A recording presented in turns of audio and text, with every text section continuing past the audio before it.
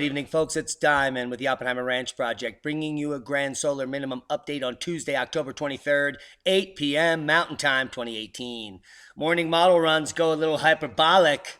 Approach with skepticism. Grand solar minimum in full effect. You're looking at Hurricane Willa this weekend. Gonna totally fill the mountains of the Northeast with some snow. Say it ain't so. Heads up, CBS News. Can you say Hurricane Willa to become nor'easter hit East Coast this weekend? After slamming Mexico, many on the internet are saying this is a fake storm. There's no buoys off the coast.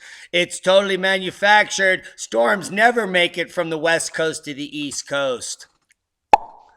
Those people are complete idiots. This cat knows, and that's boom. Guys, storms always make it from the West Coast to the East Coast. If you didn't know that, you just started looking at weather and you're kind of uneducated and you don't know what you're talking about.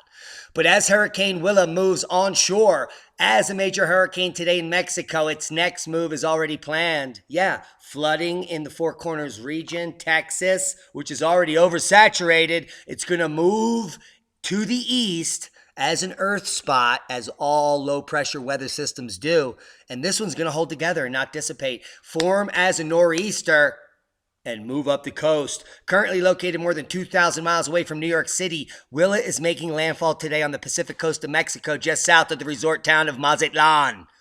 Willa briefly hit Category 5 strength on Monday, becoming the third Category 5 storm in the Eastern Pacific, which is now the most energetic on record. This is due to cosmic ray flux, increased space weather, the grand solar minimum, our collapsing magnetosphere, and the mainstream media's inability to pick up what we're putting down. Whew. Playing flute helps. Powerful winter-like storm to unload soaking rain, snow in the Northeast. He put on a special striped tie, one of the best guys in the Weather Channel in recent years.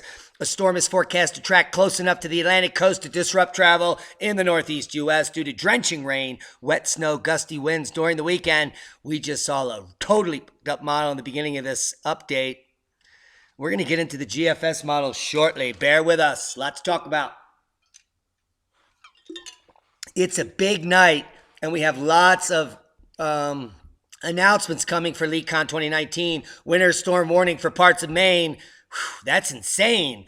They're showing red, but that's actually snow. Say it ain't snow. A potent weather system driving into New England Tuesday will bring rounds of rain for many, but the precipitation will end as a period of accumulating snow for parts of northern New England by Wednesday. And we're not getting the video. The transition from rain to snow will happen across northern Vermont, New Hampshire, and Maine overnight Tuesday and Wednesday. The snow will then continue in those areas during Wednesday through Thursday. We're going to show you the models. Now, a winter storm warning has been issued for parts of Maine through 2 a.m. Wednesday. Accumulations of 3 to 6 inches will be eclipsed because these people have no idea what they're talking about. Boom! Heads up. Yeah, it's true. That's an owl. And this is snow in Maine.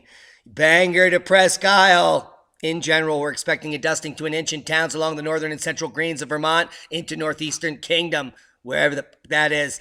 The very highest mountaintops will get a lot more than that. Parts of the northern Hampshire, the northern New Hampshire will pick up 1 to 3 inches of snow, with exceptions on Mount Washington that will be fucking buried. Ow! You fraud! It's October! Anyway, Maine is where the relative jackpot will fall. A strip of 3 to 6 inches, potentially a foot, is likely from the mountains of western Maine into north-central parts of the state. This is just the beginning, kids. And a few days later, even more snow will be falling. Yes, it's true. We can't make this up. Mother Nature does, though. Heads up, Vermont Smuggler's Notch closed due to snow. It's true, Stowe, Vermont. The highway through Vermont Smuggler's Notch from Stowe to Cambridge is closed. It's not even Halloween and the road's closed. The state says snow on the road, now officially Vermont Route 108, prompted the Tuesday closing. It could reopen months before winter if weather conditions permit. Ow! Several inches of snow for some. It's true. Several inches. A potent weather system diving into England will bring several inches of snow to some. Snow for parts of New England. Bigger storm headed our way. How many? When's winter? Let me see. That's 11. Yeah, 2 months. Some areas of New England could see as much as 6 inches of snow on Wednesday, but an even bigger coastal storm is expected to hit the region this weekend. Oh my God, it's not winter. Here's a day-by-day look at the forecast. Extremely cold today and really cold tonight. And cold all the way through the winter. Yeah, and snow and winter. Holy macaroni. Ow! Let's go to the GFS model. There's the total snow forecast. Let's bring it back. Here's the first snow coming into New England, coating most of Maine. Over 70% of Maine picking up snow through Thursday, including northern New Hampshire, northern Vermont, and small regions of the mountains of New York and western PA. We're going to have heavy snow in the southern mountains of Colorado. And that blizzard that was forecast for Wyoming is no longer on the GFS model. But we are going to be picking up heavy snows, Alberta, BC. Oh my God. They're going to be buried. And the second system moving up into the northeast, yes, that'll be Willa. Willa, she bring snow? Yes, she will. In the form of tons of snow in the northeast, covering everywhere north of Connecticut with snow. Yep, by November. Mark my words. UK weather forecast mapped. Up to 4 inches of snow forecast. Is your area affected? Now, we know that the Express is a fearmonger mag and a rag. UK weather has been particularly changeable recently because of the grand solar minimum. You remember the beast from the east? Yes, this is the beast from the east, part 9.0. Finally, I have some saliva. Let's check the GFS model over in Europe. Holy snowrific! It absolutely has increased tenfold since the last time we looked 24 hours ago. Look at Spain, France, the Alps buried. 100% of the Alps being covered in snow in the coming days. This is the 10-day forecast. Northern Africa getting snow in more regions, including Tunisia and other areas. Holy Siberia being buried in its first several feet of snow for a 1,000-mile band, all the way over here to Belarus and other areas. Look at Finland. Denmark even picking up on the action. Heinrich Butenhuis, are you in the hoose? And here's the snow forecast for the Isles. It's true. Tons of snow in the north, coming all the way down south here on the coast. We're going to watch this model change. And change it will. Every day, more and more snow in these regions because their models just have no idea what's going on. Seismic update. No quakes of note, thankfully. No loss of life. We did have a rocker in Saskatchewan at 3.5, which is pretty normal on a biannual scale.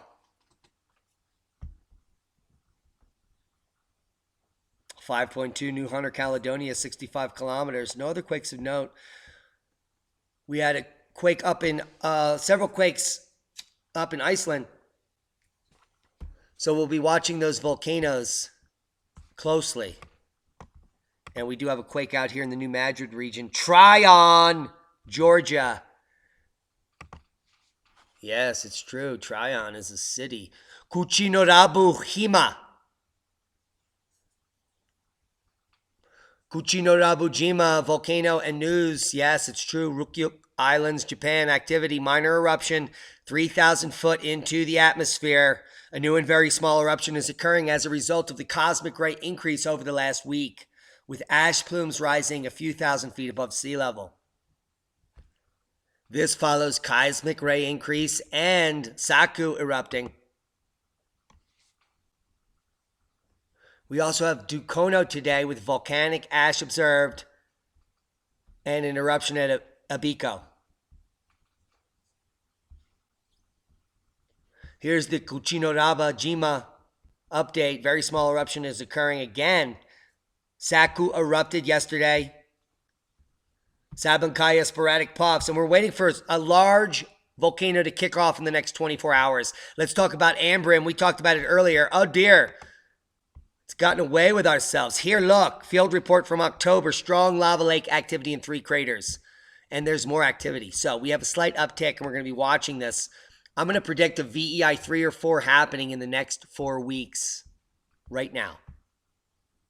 Yeah, I said it. Heads up. And it's not to be scared. It's so that you're prepared. The Supreme Court stepped in to stall a climate lawsuit against these kids. It's not really weird. It's really awesome. Now, these poor children who have been misled by their left-wing radical parents with misinformation, they should really be spending their time elsewhere, protecting the planet from actual pollution, not carbon dioxide, which is plant food. So kudos to the Supreme Court for halting this nonsense. And hopefully these kids won't all commit suicide in a decade when the planet is freezing. They certainly will all be drug addicts and transgender. Changes in snow coverage threatens biodiversity of Arctic nature. Here's some more misinformation. Changes in snow coverage have been happening forever. Are there no more scientists? This is actually a scientific paper in Science News. Changes in snow coverage threaten biodiversity of Arctic nature. Bullshit. Bullshit! Ow! Are you feeding these people crack rocks that are falling as hail? You schmuck. Look, this is the GISP 2 ice data you're looking at. And if you haven't picked up what we've put down yet, please take a hit from your crack pipe or your joint, whichever you prefer, and take a breath and look at this. You're looking at the last 10,000 years on Earth. Clearly, there is no linear feature in climate. It's cyclic, nested, and hierarchic. Now, what I mean by that is that there are layered cycles in this graph. It goes up and down, and it goes up for a period of time and down for a period of time. And back up and down. It never goes in one direction. There are catastrophic climate fluctuations always on Earth. And that has never ended in the destruction of our biome. It's what forces evolution and the change in our species and the diversification of plants in our biome. It doesn't cause the end of anything. The people that are being funded for this fearmonger nonsense to publish it, like, oh my God, there's less snow, the plants are going to die here. Yeah, well, new plants will take their place. And the story of life will continue. And if you went to college and you have a degree and you don't know that, and you're publishing this garbage, what a waste of your fucking life. We all know that climate changes. In fact, the people that are most versed on the science around climate change are the so-called climate deniers. When we, in fact, don't deny climate at all. We embrace the fact that climate changes naturally and cyclically, as the historic past has showed us and as mainstream science has uncovered through the Greenland Ice Core Project, which you're looking at right here. Now, the IPCC only looks at the last 10 years here. Clearly, you can see how they're missing the big picture. A 1 degree or a half a degree change in climate is normal. And it's not caused by man. It's caused naturally on a regular periodicity. And here we have 10,000 years to prove it. Hey, IPCC, suck it. You're a fraud. This paper is a waste of money, and unfortunately, the University of Helsinki, you can also suck it. Climate changes naturally. It's been doing it for millions of fucking years. I'm sick of it. Enough with my rant. That's a double rant day. Mark my words, those scientists, they'll come around. Hey, here's how that weird rectangular looking iceberg came to be such a amazing story. Well, if you look at it from above, it's not that square or rectangular. In fact, it's just a tabular block, which is the normal way that glaciers calve. Tabular. which means that it cracked off on this side at an equidistance from the front. In fact, there's nothing rectangular about it. It's kind of more like a trapezohedron. Fucking idiots. It's aliens! Nibiru. HARP! It is. It's the things emanating from Antarctica, the beams. They're laser beams up there.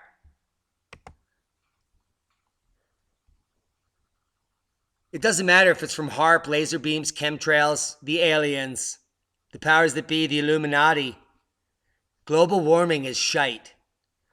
The models have missed their mark by up to 300% over the last 2 decades. Who were you to believe? Climatologists who have been right because they use the historical past to guesstimate the future? Or are you going to use the policy setters at the IPCC controlled by the multinational corporations that want to put a chip in your fucking head? Now, we've already covered the nonsense about the cloud on Mars. There's clearly something else happening there. If it is a cloud, it's cosmic ray induced, and that fissure has something to do with it. And we recently just found cosmic rays emanating from Antarctica. So I wouldn't be so quick to believe the mainstream scientists back in 2005 that somehow it's just a cloud. There might maybe possibly be life on Mars also. They're revealing. And I met a crazy dude at DisclosureCon that has some pretty good photo evidence that he has a picture of petrified wood on Mars. And being a paleontologist, I agreed with him, which is very rare. You know me.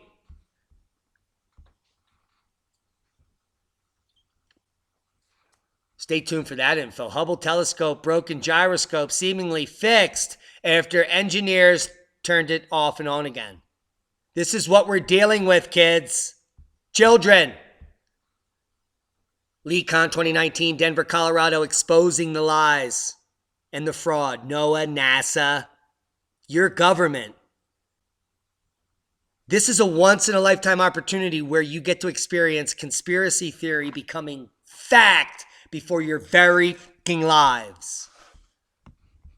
Please come over here and like the Facebook page. Even if you think they're tracking you, they're going to know you're there. Yeah, they'll know. Doesn't matter. Proper prior planning prevents piss poor performance. Don't be scared. Be prepared. Show up. Don't take the blue pill. Join us. Like the page, invite all your friends. You come over here, you invite them all. Please, we need to have 1 million invites on this and by New Year's. Invite them all. There's a way to do it. I can't tell you right now. It'll take too long. I'll tell you in a different video. Lee Wheelbarger confirmed 9/11 truth to Pentagon. He was there for 12 hours. He took pictures. This will be the first time you ever get to see these pictures declassified for the first time. For you. I saw them. You can see them. Go get him. He'll be there. Boom! Lee Wheelbarger confirmed. Holy macaroni! Thor News confirmed. If you don't know about Thor News, I left you a link here. He's on YouTube. He knows we have to work together to make it. So while the 90% get called, the 10% of us, we got to get along, man. Thor News is picking up what we're putting down. He put out a great video today. Go check it out. Confirmed for LeakCon.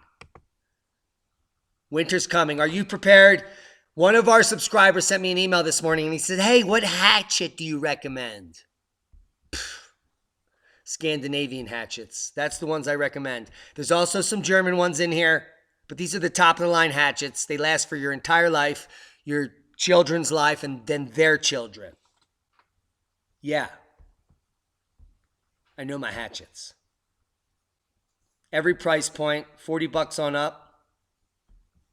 If you need a hatchet, winter is coming. Go get some. In the store. Support the channel. Support your backwoods survivorness. Now, I recommend this if you're at a low price point here for a hatchet. And again, always go with handmade. This is the Prondy German style. 40 bucks, free shipping. Amazing hatchet for $40. I mean, something like this from Scandinavia would be 140 bucks.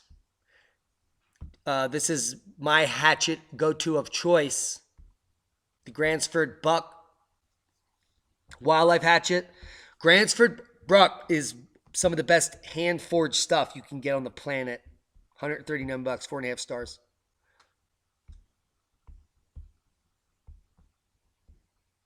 And this is a pretty awesome handmade holster. Last you a lifetime. And then there's also a sheath if you don't know about your hatchets to protect it. If you're going to get a nice one. We also have some other interesting tools in here. So check out the hatchet store. And again, at this price point, this is my go-to working hatchet. If you're a backcountry guy, Holtzbruck Tarnaby hatchet. It's super light and super amazing.